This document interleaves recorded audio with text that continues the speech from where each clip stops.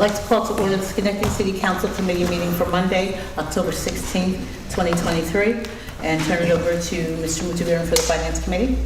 Thank you. I would like to call the Finance Committee to order. And the first item is the 2023 Emergency Vehicle Uplift. Matt LaPointe. Please let the present the item. There you are.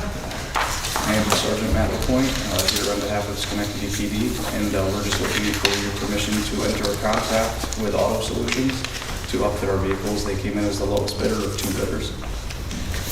Any questions? I'll move it. Second. All in favor? Thank you. Thank you. See, I told you so. It's that simple. The next item is increasing the maximum income from New York real property tax exemption. Mr. Williams? Yes, thank you. So excited to have this conversation back. We have with us Ms. McElroy, who's bringing her findings she was able to gather over the last month.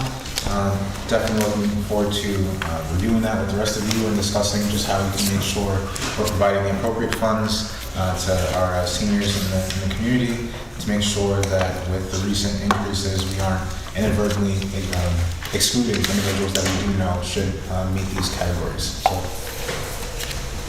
and I believe you have some information to pass out also. Yeah. I ran through a couple of different scenarios and tried to, yeah, there's four different pieces of paper.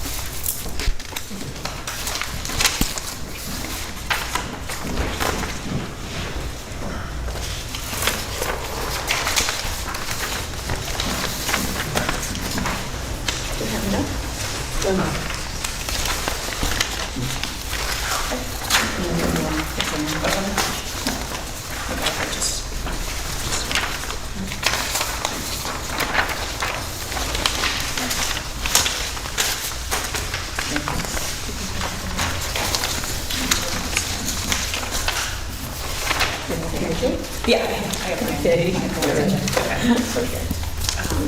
so the things I just handed out, I worked up some information today. The first thing I want to show you is it is a table, and it has at the top participant and income, and then yeah, so that's the first thing I'd like to take a look at, and I actually think I may have given away my. Okay, so this, we took a look at all of the people who did not get the exemption renewed this year because of income level. So this is a table with all that. There were 84 people who applied who did not get the renewal this year. So in here I kind of set at what the current, what we have the current level, but then what if we looked at different scenarios? So say we raised it by $3,000, how many of these people would have gotten the exemption this year?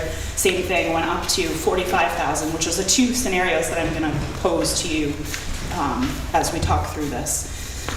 So this is just, there's a lot of things that are not predictable. Income every year for folks it's tough for us to say how many people might actually apply for the exemption and or qualify for it, because you could have a one-off year where you take money out of your retirement, or for some reason you sell a house, so that ends up going on the income tax return, and we count that as income. So a lot of people, like you'll see that there's a wide range of income in here, from $35,000 up to $245,000. While I don't have the specific scenarios in it, it was likely one of those kind of things where somebody takes money out of something or they receive, some kind of inheritance. So being able to predict going forward how many people that might affect or how many people might not qualify is difficult. So what I did, you can take a look at, I put in here also the current scale that we have, and that's the one that it says at the top, less than 29,000. Sorry, I didn't label it. That's just what our current scale is, what we've been using since 2009. The first scenario that I wanted to bring to your attention is the one that says less than 32,000. And that's the first, that's looking at, was there a midpoint in that scale of incomes? Just taking a shot at something. I put that together.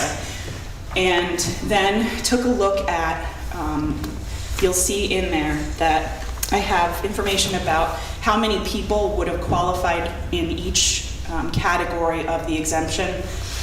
And, again, not matching these people up to what their actual assessed value is, but I took $100,000. If their homes were assessed at $100,000, and you took a look at how many people would get each percentage off, looking at the scenario one, if we were only to raise it up $3,000, then you'd look at, if it was $100,000 that everyone's house was, you're looking at a total amount of taxes, roughly just shy of $5,000 that that would have not come into the city because of having the increase. I used last year's tax rate because we don't know what the tax rate is this year. But looked at the people that we denied this year for the exemption.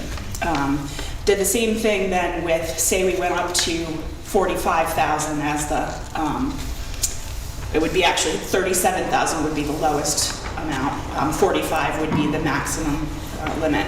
And that was quite a significant difference.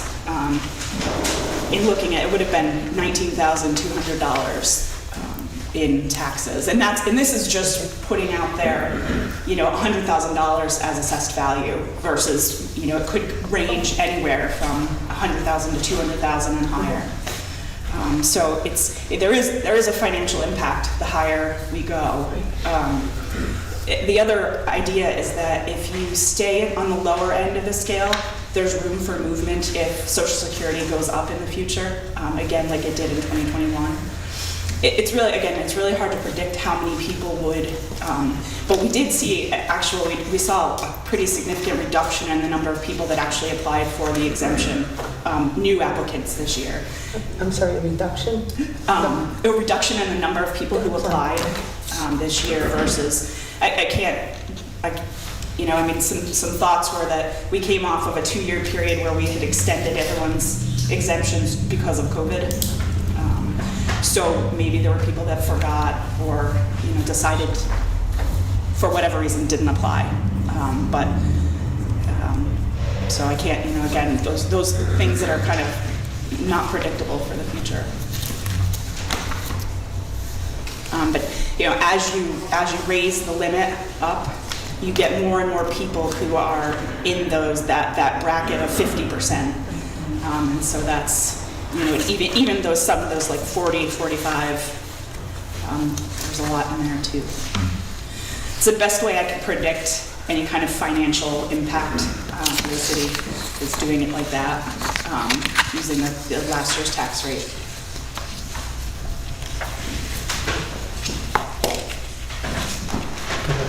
So I just want to be clear. So on the chart that starts with the 35,561,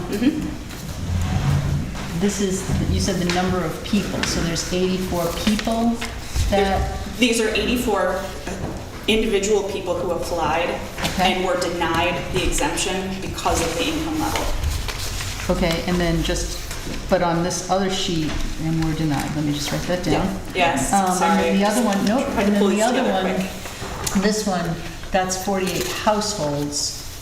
I added it up quickly, but, okay. And it does correspond to, so this first section, this first one that I gave you, it corresponds with the highlighting that you see. So the first one, the highlighting is, those are the number of people who would have, so there would have been 29 that would qualify for, under the first scenario, if we raised it only by 3,000. Okay. Okay. And then the same thing, there would be 50 people if it was, hopefully my numbers were not too far off. There would be 50 people that would qualify if it was raised up to 45 as opposed to. Gotcha. Gotcha. Yep. And then 50, Mr. McNair? Oh, go ahead. Right, so then 57 people if it was raised up to... If it was raised up to like the top. And I didn't run that because I don't think that that's a wise option to go that high. Plus, I think in our last discussion, it was really geared towards some of those downstate places where incomes are higher, like just the total overall income is higher for folks. So. Thanks. John? Go ahead, please. Do you have any idea of, obviously you won't be able to calculate, but the number of people who will be entering into the exemptions in the next year or so? How many additional people? It's really, like I said, it's hard to predict because we've got. But you could get a total amount, and I understand you can't figure out how many would actually go for it. I understand, but do we know how many total would be coming into the availability of applying for the exemption? I mean, it would be a matter of knowing who's going to turn 65 in the next year, because that's the threshold for this. To number one, to be able to apply at all is to be 65, and then number two, they have to provide us with their 2022 income tax return for us to take a look at what the income level is. So, I think let me take a look at this. We had 229 people not renew the exemption, or property was transferred, so they didn't have the opportunity. And we only had 68 new people apply this past year. And that's, we do send out renewal notices to everyone who currently has the exemption, so we can, predict that, but any new folks coming in, we can't really predict that. Well, now, how many people get the exemption now, one way or the other? There's probably 1,000 households right now that get the senior low income exemption. Now, we're also talking, this is also for disability senior, or excuse me, disabled and low income. That's a little bit more consistent. That one is, and so that would affect the two.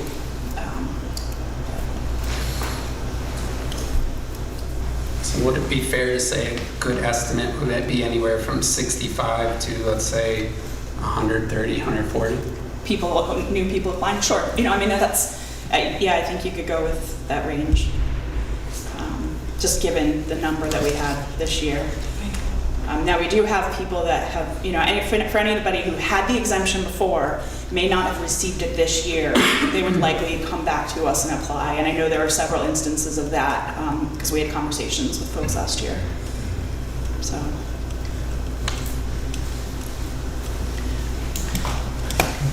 So definitely thank you for gathering this information. I think it's safe to say that we all are in agreement that raising it to the maximum, $50,000 is an option, or recommended option that you're clearly stating. But definitely taking into consideration that the city hasn't risen these exemptions in quite a bit of time. So I guess I just want to get a pulse of where the entire council is, what individuals like to elect to what they're leaning towards, or have time to mull over all the data. That is a lot of numbers. Yeah, and I can run other scenarios. Those were two that I happened to, one that I had done, and then in speaking with Mr. Lynn's, I ran another one today just to take a look at it. So, but I'm happy to, we need to come back and do it or whatever. Go ahead. So I guess my thought is around if we raise it, then how do we have what's the mechanism to capture people who had been able to, due to the change, how do we, what are the mechanisms to Sure. make sure that they're aware? Because I think I mean, we've done legal notices before. We can put something in the newspaper to advertise it. I mean, I think we've gotten a fair number of calls to our office, like because of hearing it on the news and people asking, wanting to know what the limit is and what. And so I have said to people kind of on hold until decisions are made. But so I think the word is out there, but there's certainly. I think it would be tough. We could do a mass mailing, probably not worth the cost of doing it. But at least spreading the word and letting people know, and in various outlets, Facebook, social media, that kind of thing. But you said that you guys kind of mail out now for it's time for people to quote unquote recertify. I don't know if that's It's just for the folks who currently have it. It's to right. so they. And that would we could do that to that list. Right? Yeah, absolutely. Okay. Oh yeah, Okay, for certain. Yep. Yep. Thank you. Go ahead, please. Could you just re-clarify again your thought on why we saw the reduction in the number of people that applied in 2023? I know you mentioned it, but I just want to Sure. hear it again. I think COVID, so for the past 2 years, because of state law and changes with COVID stuff, we were able to just extend the exemption to folks. See, okay, yeah. So, and that probably also, I don't want to say it hurt us a little bit, but when we got to the point of looking at people's income this year, there was quite a difference between what they had last submitted to us and then what they submitted this year, which is why there were a lot of people that didn't get the exemption or that, and I think some of that is also probably because people just weren't thinking about it, because for 2 years in a row, we didn't require them to. We just kept them at the same level that they had been at. Thank you.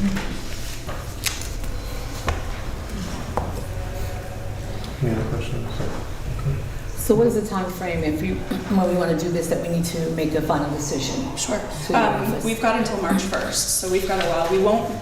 We will accept applications up until March 1st, and we generally don't review anything until after that point. So there's definitely a lot of time. It doesn't have to be a decision that is made right away. So it's just a. Go ahead, Mr. Coleman. This is currently codified in the city code, section 234-1.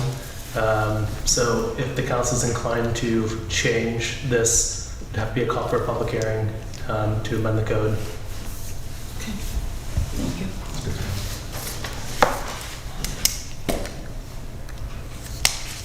Yeah, March 1st. That's really the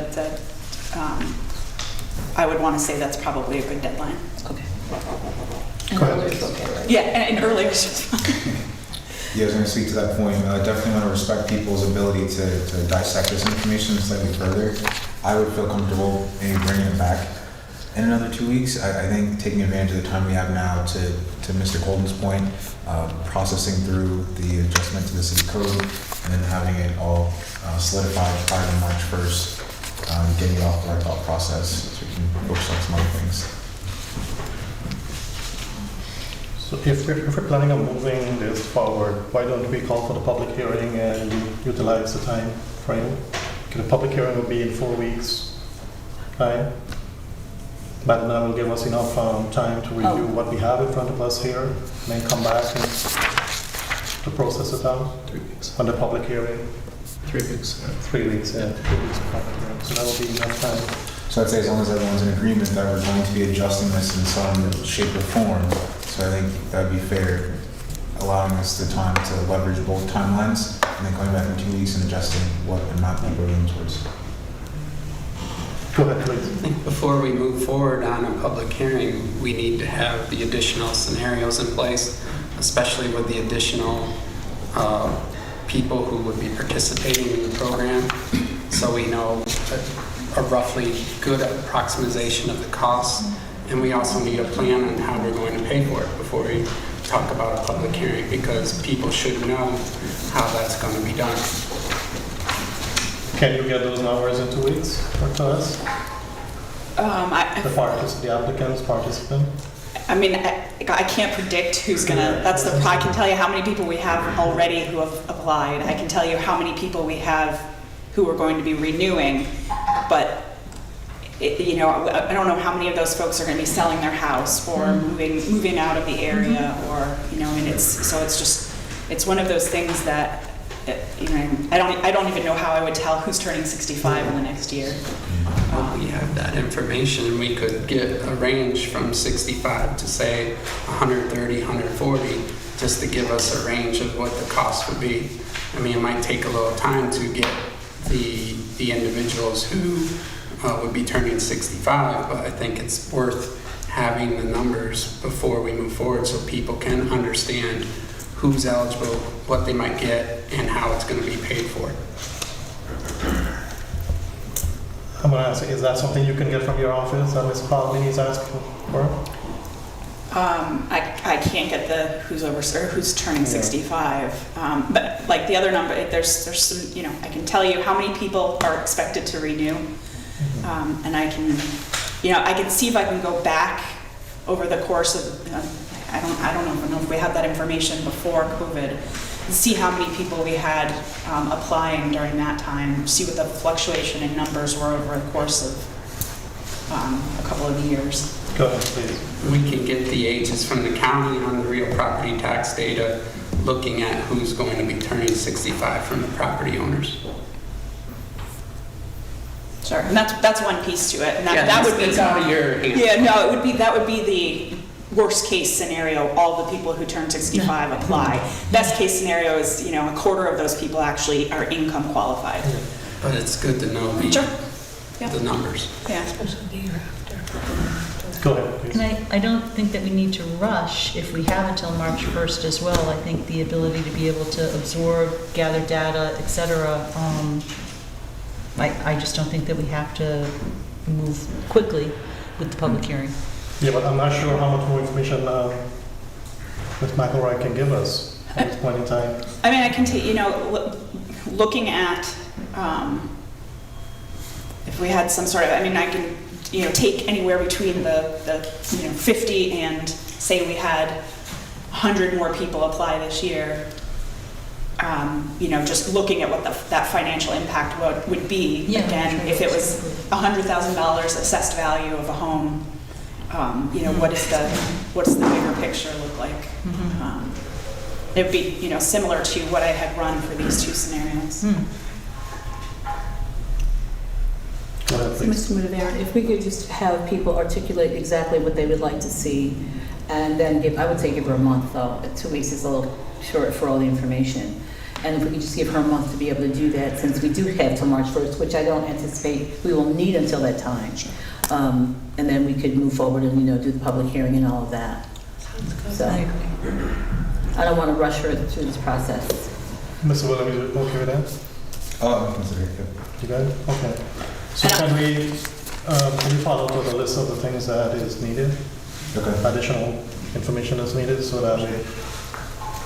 And I'll see if I can get it. I mean, I'll talk to some other assessors to see, because I know that there's not a lot of people looking into this, but there are a couple now because they heard that Schenectady is looking into it. So I'll see if there's, you know, maybe I'm not able to wrap my head around another way to predict some of that. And I was going to say, if I'm able to gather any of that information, we'll update the council. Go ahead. So do we need everyone who, I don't know if she was able to capture all the conversation that we were just having and what they want. So if we could ask everyone whatever it is they're looking for to email those questions to either you or Ms. Maipu, so we would know what Ms. McElroy would need to be looking at. Okay, Okay? yes. That'd be great. Thank you for doing Thank you, all this. appreciate it. Thank you. Oh, that's yours. My calculator. Okay.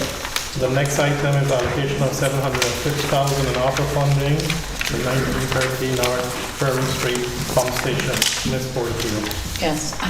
As you know, initially, we allocated ARPA funds to the Stockade Association for the pump station. However, because it's a city building, we could not do that, and so therefore we rescinded those funds back to the city for the ARPA funds.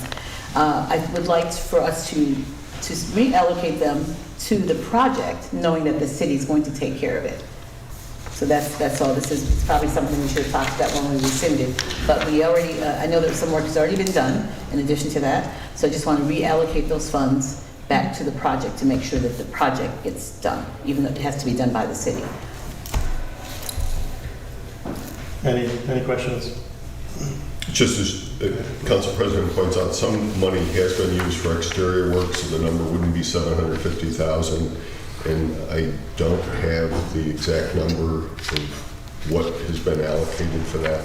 It's not a huge amount of money, but something everybody agreed to and something that the work was a necessity that had to be done. Go ahead, please. So Mayor, wouldn't we just take that out of the 750? Yes, that's, so Okay. whatever and it's how to make the accounting cleaner to put a number in there of whatever the remaining funds are to say this is going to be used for, so it's the 750 minus what we spent, and then that dollar amount will go forward for the, what will be hopefully primarily interior work. Oh, okay, so you just don't want it one package deal, interior, exterior, 750. You would like to break it out? I don't know, whatever is easier for the accountant to. In my mind, if it was 750 for the project, whether we did exterior or interior, then it's just 750, and when we've spent it, we've spent it. Even though we've already spent it. I know that too. I know that too. Well, I should say we've encumbered it. I don't know Okay. if we've actually expended some of it. So. So I just want to make sure that the project has what we originally intended to allocate towards it. Any other questions? So then wouldn't it be 750 minus whatever's been spent? Well, we have to do the full allocation. But if the money's already been It spent, hasn't been spent, it's been encumbered. well, we don't know. He just said, I apologize, I don't know if we Yeah. spent it, encumbered it. I mean, it might be zero, in which case it's 750. Yeah. So because we didn't spend it, they took out the line item, and now we have to recreate the line item, so it has. I understand that. We don't know if he's spent any yet. It's been encumbered. Has it been spent yet, Mr. Gukamak? All right. So all right, if it's been spent, then we can change that number. If it hasn't been spent and it's only been encumbered, then we could just leave it at 750. And again, because we rescinded it, we had to remove it as a line item, and I'm now going to have to put it back as a line item. Yes, that's correct. Any other discussion? May I have a motion to move this? Second? I'll second it. All in favor? Aye, thank you. The next item is the lease purchase agreement for the fire department. You're going to take that? All right, thank you.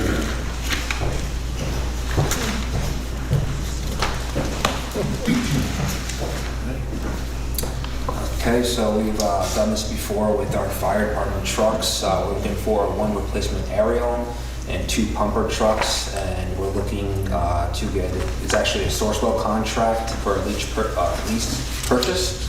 We're looking to use an escrow discount financing option, which would save the city around $290,000. If we do move forward with this, the vehicle will be received by the fourth quarter of 2025 or first quarter of 2026.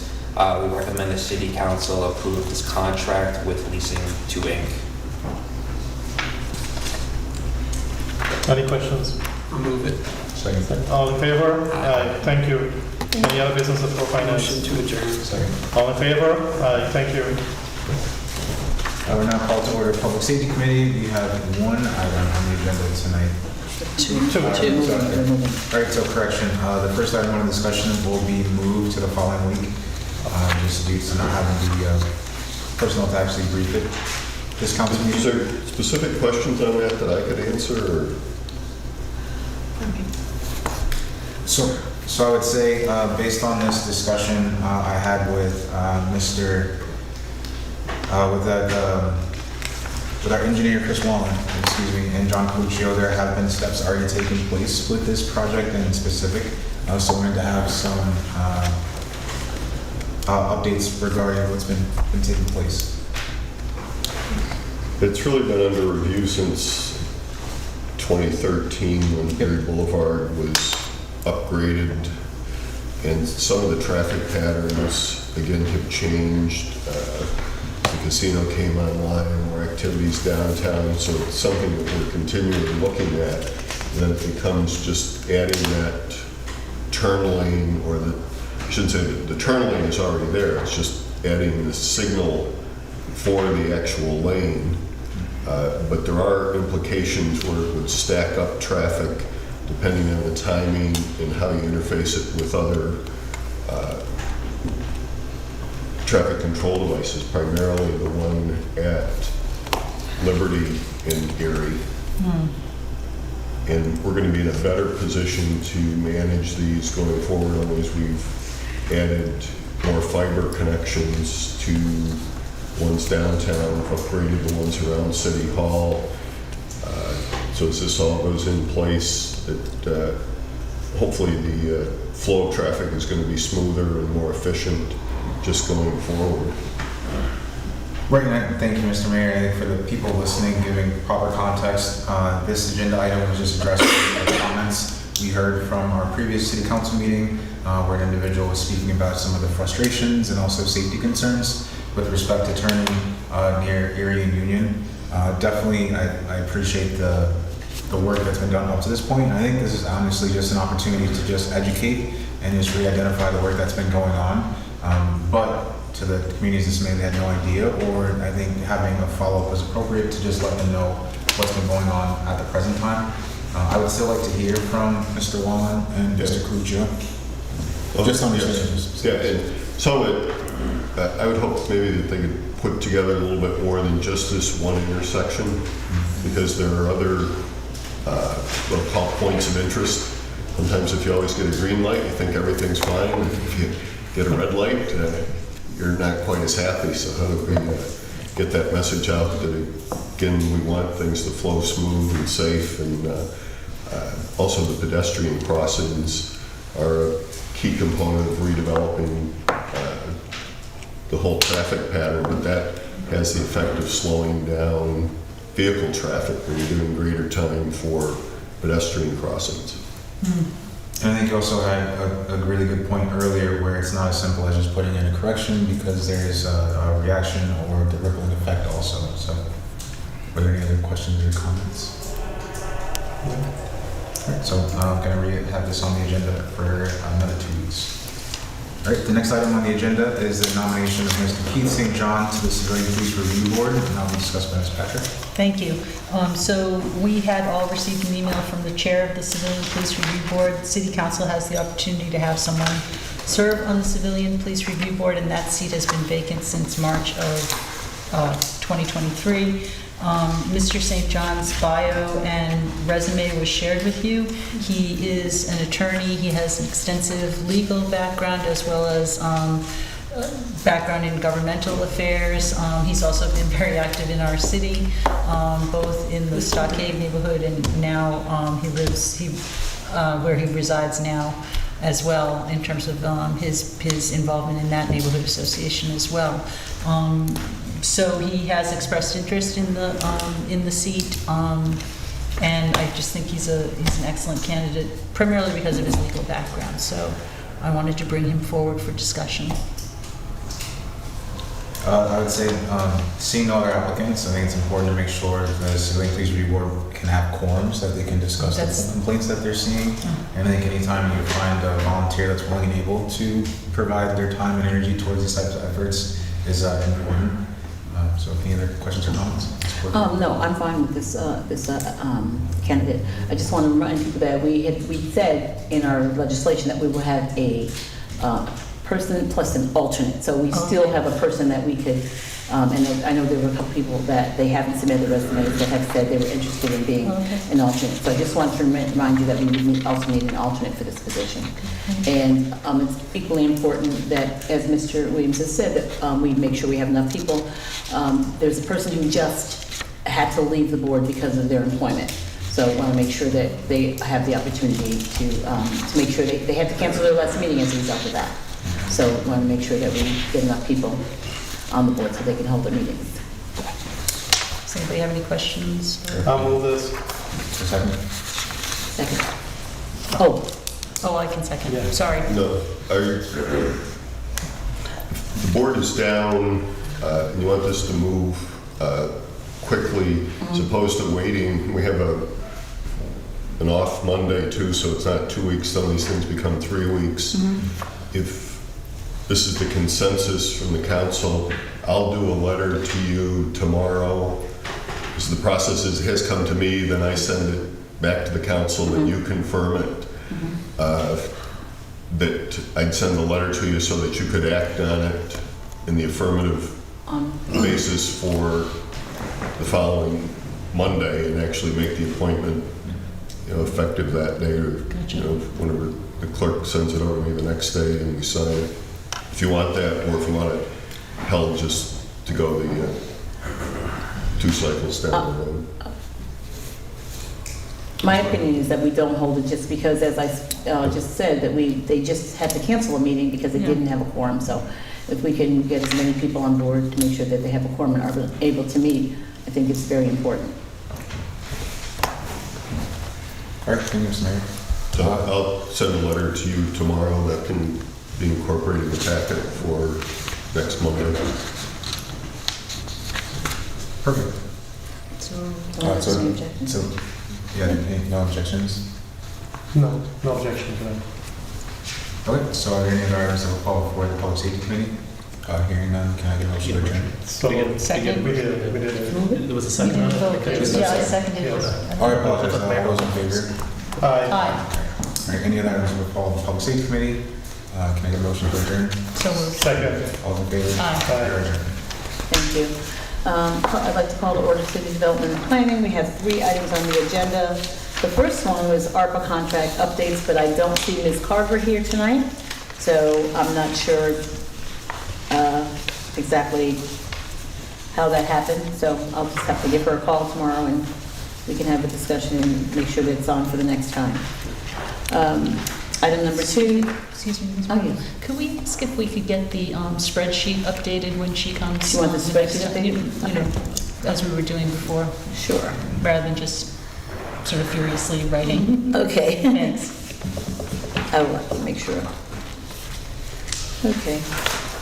The next item is amending Section 248-18 of the City Code to designate J Street from Liberty Street to Union Street a 2-way street. There was a public hearing on October 10th. We had no speakers. So at this point in time, I would need a motion to move that forward. So moved. Second. All those in favor? Aye. Thank you. Item number 3, reminder presentation of the Harts Family Cleaners CR on 1023. Mr. Toro. Yes. Sue and family will be present next Monday in the present ceremonial resolution. Okay, thank you. No action's taken, we just want to remind you. Thank you. If there's no other business to come before City Development and Planning, I'll ask for a motion to adjourn. So moved. Second. All those in favor? Aye. We're adjourned, thank you. Next item on the agenda is the Claims Committee, so I'd like to open claims. We have one item on the agenda, Miguel Palma versus the City of Schenectady, and we need to go into executive session for that, so I'd like a motion for executive session. So moved. And a second? Okay, all in favor? Aye. Okay, we're in executive session. The public will have to leave.